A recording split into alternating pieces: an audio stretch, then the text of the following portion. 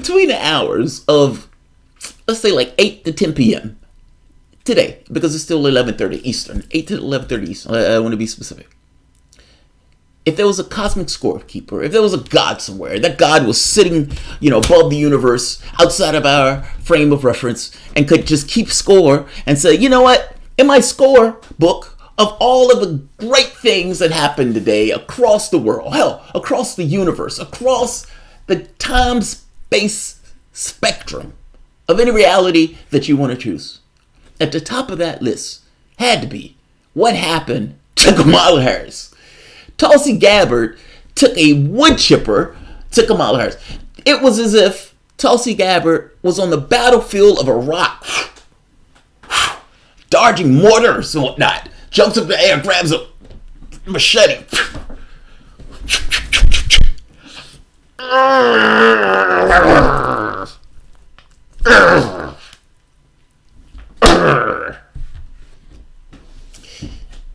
You think I'm being overdramatic?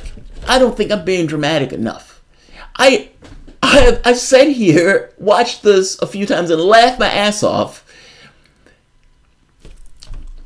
Welcome to Soapbox After Dark. I'll let you judge for yourself. Tulsi Gabbard takes Kamala Harris out to the woodshed, and with whatever ferocity that was associated with her going after Joe Biden, it was given almost as if karmic retribution to the same degree, if not more, in return. Welcome to the Soapbox.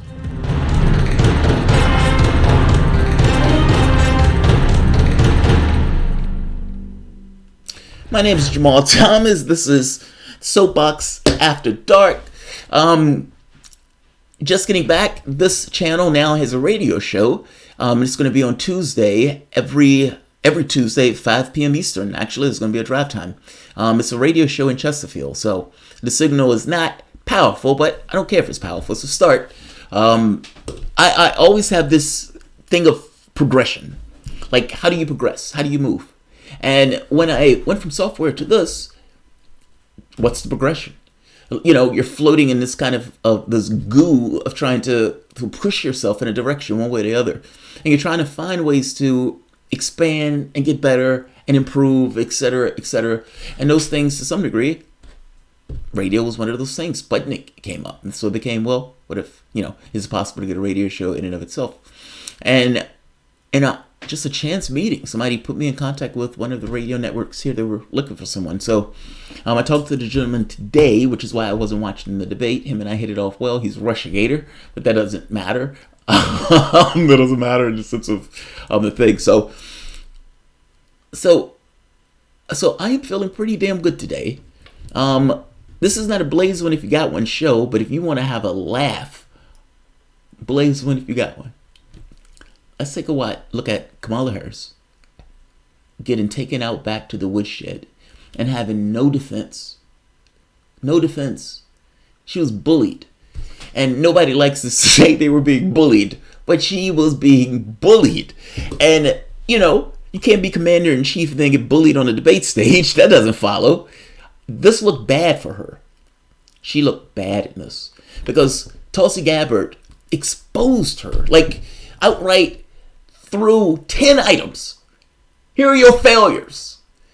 And it was like a scattershot of stuff where it's like, oh God. And it was like one thing was more gross than the next. It's like you left a man in prison on death row. It's like, oh. If I'm not mistaken, the crowd audibly groaned when they heard some of the stuff that Tulsi Gabbard, Kamala Harris was responsible for while she was in office. This was brutal. Fucking beautiful. Fucking beautiful. Oh, I love it. It's the greatest thing that happened between the hours of 8 and 10 p.m. in any universe that you can find yourself in. Tulsi Gabbard taking Kamala Harris out to the wood chipper without further ado. With Senator Harris confronting Vice President Biden at the last debate, you called it a, quote, false accusation that Joe Biden is a racist. What's your response? I want to bring the conversation back to the broken criminal justice system that is disproportionately negatively impacting Black and brown people all across this country today. Now, Senator Harris says she's proud of her record as a prosecutor and that she'll be a prosecutor president, but I'm deeply concerned about this record. There are too many examples to cite, but she put over 1,500 people in jail for marijuana violations and then laughed about it when she was asked if she ever smoked marijuana.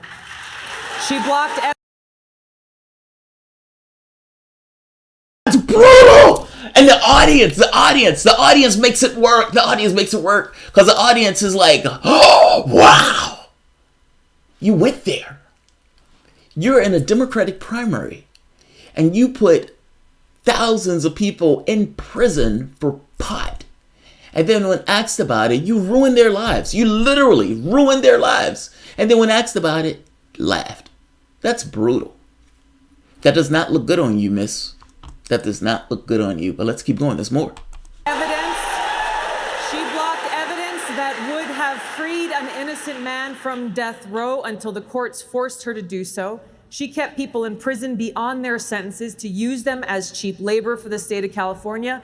And she fought to keep cash bail system in place that impacts poor people in the worst kind of way. Thank you, Congresswoman. Senator Harris, your response? You got to answer that. I'm sorry, you have to answer that. That's an open-handed slap. That's what that is. That's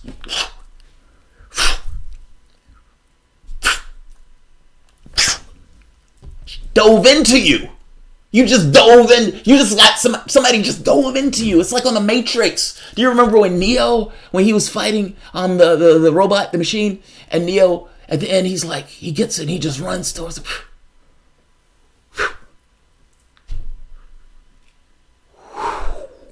That's what happened to Kamala Harris. She just got dove into. Now, there's a lot of shit that she threw at you, and some of that is more ghastly than the next. But let's just be earnest that we're using the term ghastly. I mean, he kept a man in prison in death row and held evidence that would have freed or exonerated the guy, right? Let's stop there for a moment. That, if nothing else needs to be answered, that needs to be answered. That's horrible. That's horrible. That's horrible. That's horrible. You put all those people in prison for pot and you laughed. That's horrible. Are you going to answer any of that? What was the other one? You kept people in prison so they could be used for dirt cheap labor. If I'm not mistaken, it was almost like 8 cents away from slavery. You kept cash bail. What did you call it? Cash bail. That's a lot that she threw at you, Kamala Harris. And all of those things are absolutely and entirely ghastly. So certainly, you got to knock that shit down. There's no way. There's no way. You can't let somebody say all of those bad things about you. All right. So what is Kamala Harris going to say? What is Kamala Harris going to say? Certainly, she's going to answer for all of that. That's brutal. That's a broadside. As the elected Attorney General of California, I did the work of significantly reforming the criminal justice system of a state of 40 million people, which became a national model for the work that needs to be done. And I am proud of that work. And I am proud of making a decision to not just give fancy speeches or be in a legislative body and give speeches on the floor, but actually doing the work of being in the position to use the power that I had to reform a system that is badly in need of reform. The bottom line is, Senator Harris, when you were in a position to make a difference and an impact in these people's lives, you did not. And worse yet, in the case of those who were on death row, innocent people, you actually blocked evidence from being revealed that would have freed them until you were forced to do so. There is no excuse for that. And the people who suffered under your reign as prosecutor, you owe them an apology. Senator Harris. My entire career, I have been personally opposed to the death penalty, and that has never changed. And I dare anybody who is in a position to make that decision, to face the people I have faced, to say, I will not seek the death penalty. That is my background. That is my work. I am proud of it.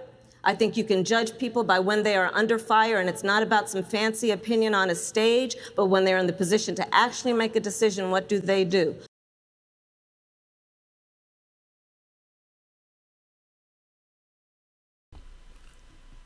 I mean, so wait. You're not gonna answer any of that? You're not gonna answer any of that? You're just gonna let that ride. You're gonna let that ride, huh? You're gonna let all that ride. You're going to let that ride. Is that how you're going to play that? That woman just said you put a bunch of stoners in prison and laughed about it, meaning you just ruined lives and then laugh about the fact that you ruined lives. You kept a person in prison. And by the way, she went back to that, meaning she was so confident about that particular point that she re-emphasized that you kept a person languishing in prison when you had evidence that could have let that person out. The audience groans. Ugh. Why? Because being on death row in and of itself is bad enough. And the fact that the person is innocent and you know the person is innocent and you got information that could let that person out and you don't release it. That is entirely gross. So when she makes this argument that you're not fit to be commander-in-chief, it sounds like she has somewhat of a point. Or at the very least, is coming from somewhere. Look down and don't engage, right? Look down and don't engage. Let's just pretend that she didn't hit you with 5 items and that you didn't answer any of them. Meaning that it's most likely that everything that she hit you with was most likely true. Which means that you had no defense for anything that Tulsi Gabbard has just said. And everything that she said was utterly and entirely ghastly. It was absolutely ghastly. That is, God, that's brutal. That's brutal. Man, that's brutal. Is it just me? I thought that was entirely brutal. Like, well, fuck, man. Kamala got dunked on. Dunked on is an understatement. She got brutalized. Jamarl Kamala on CNN saying Tulsi is a side apologist. Was she just mad? You mad, bro? You mad, bro? Is that what's going on? You mad, bro? Yeah, I think she mad. Yeah, I think she mad. Michelle, when she murdered, she cried on the air. She cried in the car. Always bet on block. She cried in the car. Yeah, she beat her husband when she got home. She beat her white husband. She never shows the husband. She's racist, man. Kamala Harris never shows a white husband. Have you noticed that? She keeps him like in the trunk or something. When she's on that debate stage, he doesn't come anywhere near television. She was like, you better keep your fucking ass on television. Obama wanted to be president enough to get rid of his white woman. This is true, by the way. And get Michelle Obama. Because in his mind, he wanted to have a unified front. He didn't want anybody to take shots at him for having a white wife. This is true. Because he thought that people would feel some kind of way about it if he did that. This is, again, his perception of the world. I didn't take that perception one way or the other until I saw Joy Ann Reid attacking Kamala Harris for having a white husband. Like, when I saw it, I was like, wow. Maybe there's a reason she hides that husband. Just saying. That was brutal. God, that was brutal. Tulsi Gabbard, man. Tulsi Gabbard ain't playing. Tulsi, I gotta see that again. I want to see that again. Did I get rid of the video? Damn. That was awesome. That was the greatest 3 minutes ever. I suppose that is the worst 3 minutes of Kamala Harris's life.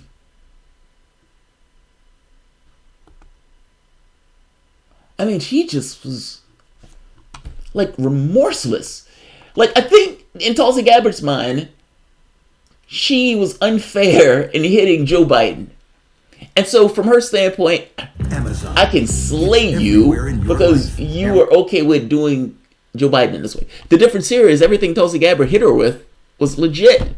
And to get across that it was legit, when confronted, that's not her saying it behind her back.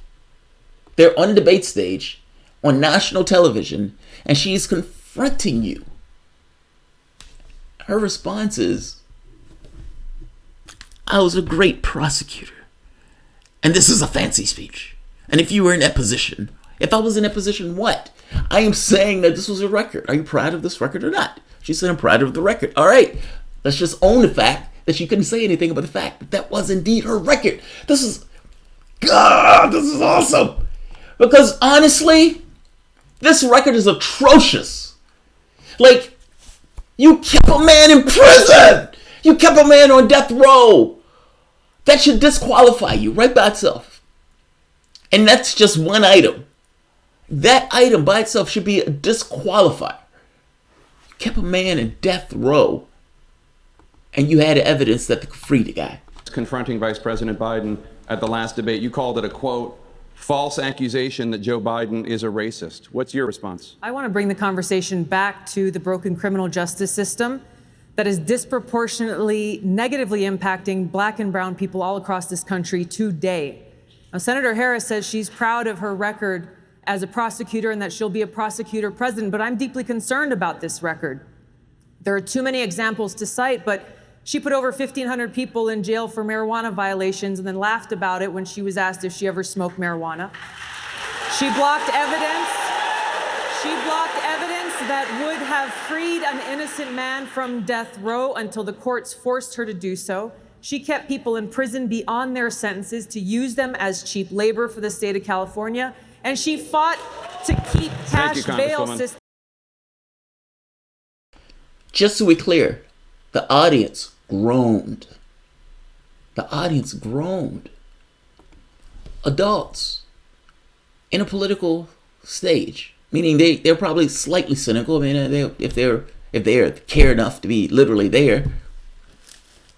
And something that she said that you did caused them to audibly, ugh. Nobody forced them to do that. It just came out of them because of how grotesque what you did was. You had evidence that could have freed a man, and you kept that until the court forced you to release that. That's the thing of ethics and integrity, meaning lack thereof. And then the secondary point, cheap labor, fighting fires and whatnot, using human beings for cheap labor, like, 8 cents away from slavery. You did that. You did those things. The audience listened to what you did, and they said, I don't like that. I need a shower after hearing that.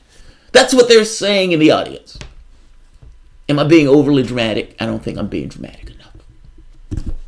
God, this is awesome. It's fucking epic to watch. I love this. I don't like Kamala Harris, so this is awesome to me. System in place that impacts poor people in the worst kind of way. Thank you, Congresswoman. Senator Harris, your response? For all those people who like Kamala Harris, in this moment, in the universe, whether there's a God or not, Kamala Harris, right now, in this moment, every light, every microphone, all the attention for this particular context is on her. It's not rehearsed. It hasn't been played before. It's not a tape. It's nothing else.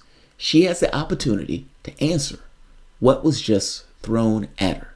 Nobody's stopping her. She was a prosecutor. She had no issue with putting a knife in Joe Biden. So she has a chance. Just saying. As the elected Attorney General of California, I did the work of significantly reforming the criminal justice system of a state of 40 million people, which became a national model for the work that needs to be done. And I am proud of that work. And I am proud of making a decision to not just give fancy speeches or be in a legislative body and give speeches on the floor, but actually doing the work of being in the position. Tulsi, if I could give one piece of advice, smile. I know women sometimes hate it when guys say that. It's like, why don't you smile? Why don't you smile? It's like, oh, that's so sexist. Nonsense. In this particular capacity, I'm talking about you're standing on a debate stage and you just eviscerated the other person who's right there. A grown human being being bullied. You just roughed up the opposition. And you did it in a very succinct way. You did it in like 30 seconds. You threw 5 horrible items that she did in her like 30 seconds. And she has no response. Smile. Show the audience that you know that she's fucked in regards to not having an answer for what you did. A smile makes the difference. That smile is you're communicating to the audience that you got her. if that makes sense. I hope you understand what I mean. The smile is your way of interjecting into what she's saying without the narrators telling you to not say anything. You're saying with a smile that the audience completely gets, oh, she got her. Doesn't matter what Kamala Harris says. The smile indicates you got her. Not smiling makes it a little weird thing where the audience has to come to some kind of judgment on their own. You don't want the audience to come to a judgment on their own. You want the audience to come to the judgment that you want them to come to, meaning you want to impart to them. You impart that on a subconscious level with a smile. The receptors in their heads will get the message. You'll get the message. That's all. That's my only criticism. Otherwise, beautiful. Let's let her flounder. To use the power that I had to reform a system that is badly in need of reform. The bottom line is, Senator Harris, when you were in a position to make a difference and an impact in these people's lives, you did not. And worse yet, in the case of those who were on death row, innocent people, you actually blocked evidence from being revealed that would have freed them until you were forced to do so. There is no excuse for that. And there is no answer for that. Meaning, that's probably true. Not to mention, she came back to that when Kamala Harris couldn't answer the first time around. Because I suspect that what Tulsi Gabbard was talking about when she said she's not fit to be commander-in-chief is this.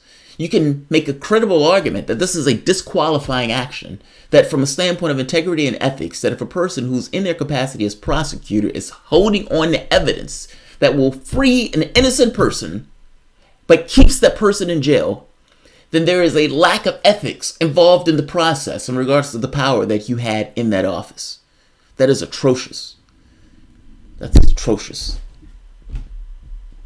Tulsi Gabbard. Mighty fucking Tulsi Gabbard.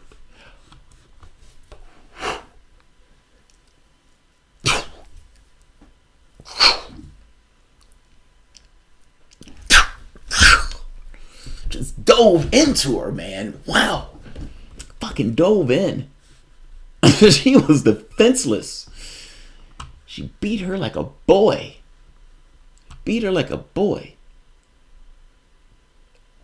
She bullied her ass.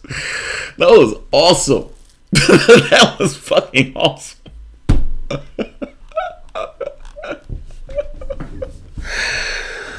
God, that's awesome. I want to see that again. I'm sorry, I want to see that again.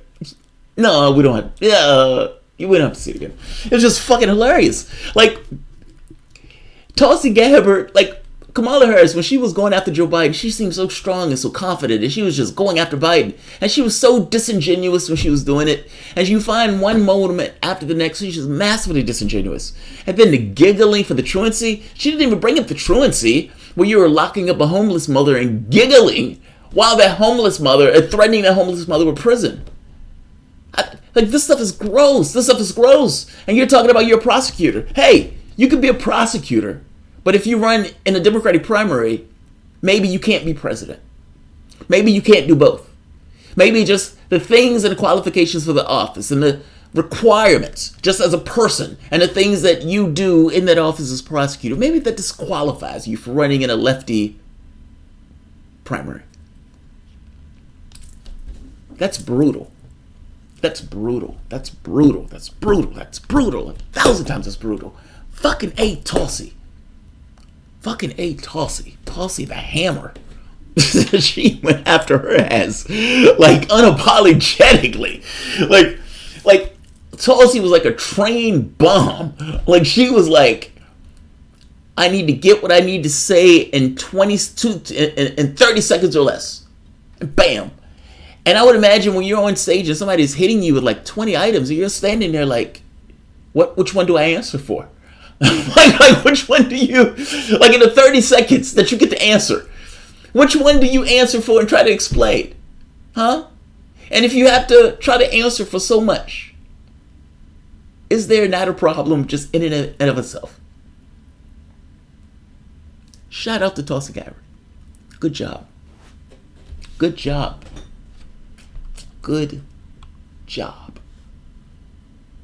Nothing else needs to be said.